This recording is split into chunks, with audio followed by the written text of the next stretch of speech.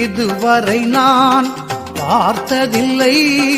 இதுபோல் வேறோர் ஆலயத்தை.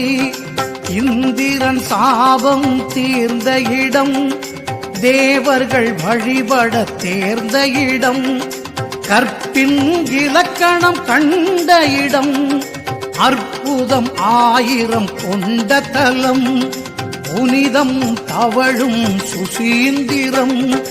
இதுவரை நான் பார்த்ததில்லை இதுபோல் வேறோர் ஆலயத்தை.